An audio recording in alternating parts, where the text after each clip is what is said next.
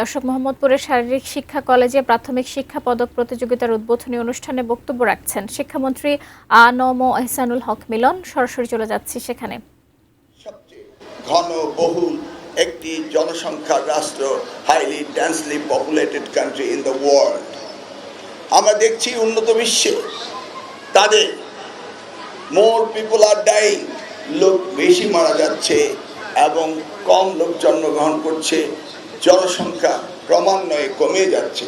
কিন্তু তার বিপরীতে বাংলাদেশ জনসংখ্যা শুধু বেড়েই চলছে।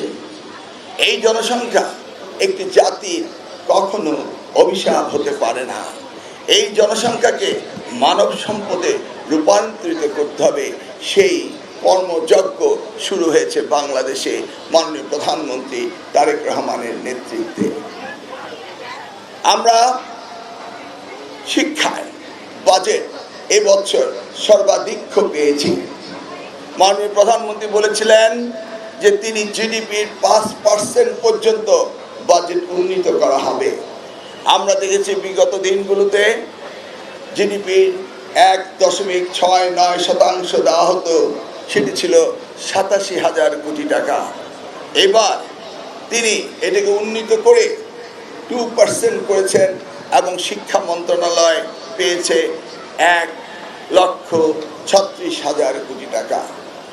সেই জায়গায় প্রাথমিক ও গণশিক্ষা মন্ত্রণালয় পেয়েছে 47,000 crore টাকা, আর মাধ্যমিক উচ্চ মাধ্যমিক পেয়েছে 57,000 কোটি টাকা।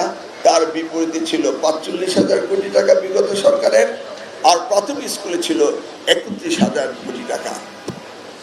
এই যে টাকা ব্যয় হবে শিক্ষা খাতে, সেই খাতে আমরা চাই একটি বৈপ্লবিক পরিবর্তন। ইতিমধ্যে আপনারা দেখেছেন মাধ্যমিক স্তরে এসএসসি পরীক্ষা সমাপ্ত হয়েছে সুন্দরভাবে, প্রশ্নপত্র আউট হয়নি, নকল হয়নি, এবং 2 মাসের ভিতরে আগামী 20 জুলাইয়ের ভিতরে আমাদের রেজাল্টও আউট হয়ে যাবে। এর পরিবর্তিতে আমরা সেশন জব এবং এই যে গ্যাপ রয়েছে আমাদের এসএসসি, এইচএসসি এবং ইউনিভার্সিটি এডুকেশনের, এই গ্যাপগুলোকে আমরা সমন্বয় সাধন করছি। আশা করছি 2028-এর মধ্যে আমাদের ছেলেমেয়েরা পরীক্ষা দেওয়ার পর তাদের সাথে সাথেই কলেজ অ্যাডমিশন এবং কলেজ শেষ করে ইউনিভার্সিটি অ্যাডমিশন, এটাকে আমরা সিনক্রোনাইজ করছি। আমরা কোনো অবস্থাতেই অবহেলাতে সময় কাটাবো না আমাদের শিক্ষার্থীদের জন্য। আপনারা জানেন বাংলাদেশে কারিগরি শিক্ষার উন্নয়নের জন্য এই পর্যন্ত 53টি পলিটেকনিক ইনস্টিটিউট হয়েছে এবং আমাদের পরিকল্পনা রয়েছে আগামী 1 বছর মধ্যে বাকি 23টিকে সমাপ্ত করা। আমরা টেকনিক্যাল স্কুল অ্যান্ড কলেজ সারা বাংলাদেশে 329টি স্থাপন করে যাচ্ছি এবং আশা করছি আমাদের আগামী 2 বছরের মধ্যে সেই কাজগুলি শেষ হবে।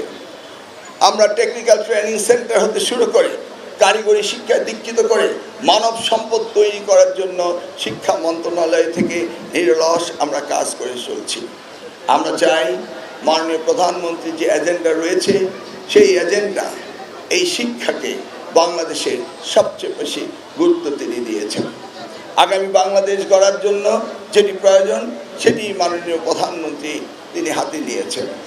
আসছে 28 তারিখে চীন মৈত্রী সেন্টারে, সেখানে মাননীয় প্রধানমন্ত্রীর উপস্থিতিতে মাধ্যমিক স্কুলের যে প্রতিযোগিতা চলছে, innovation showcase, science fair and startup, সেটি গতকালকে বিভাগীয় পর্যায়ে শেষ হয়েছে এবং ফাইনালটি হবে আগামী 28শে জুন।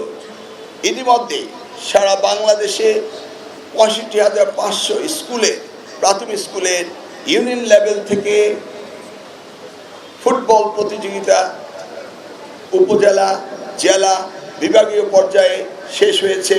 20 তারিখে আমরা ফাইনাল গেম বালক এবং বালিকা ন্যাশনাল আর্মি স্টেডিয়ামে মাননীয় প্রধানমন্ত্রীর উপস্থিতিতে এই অনুষ্ঠানটির সমাপ্তি এবং পুরস্কার দেওয়া হবে।